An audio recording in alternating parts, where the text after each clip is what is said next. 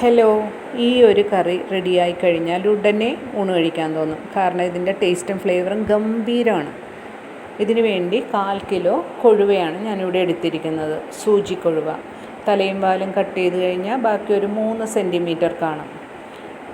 8 പച്ചമുളക്, ഒരു വലിയ കഷ്ണം ഇഞ്ചി, 2 പിഞ്ച് ചെറിയ ജീരകം, 10 അല്ലി വെളുത്തുള്ളി, 10 കൊച്ചുള്ളി, ഒരു ചെറിയ മുറി തേങ്ങ.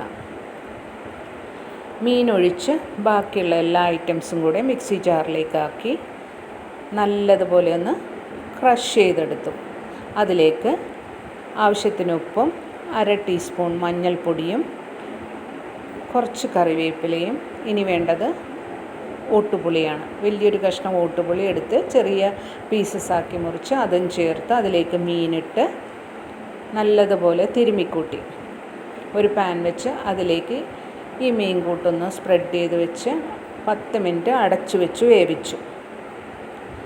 കൊഴുവ തന്നെ പലതരമുണ്ട്. ഇതിനേലും കുറച്ചും കൂടെ വലിയ കൊഴുവയാണ് മഴക്കാലത്ത് വരാറ്.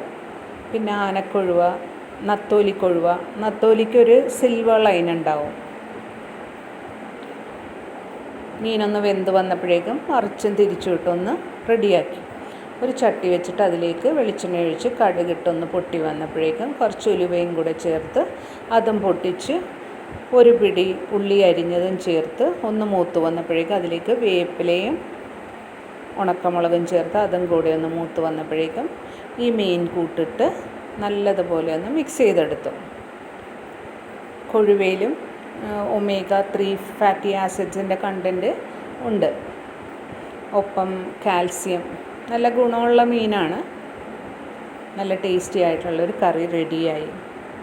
ട്രൈ ചെയ്ത് നോക്കൂ. എൻജോയ്.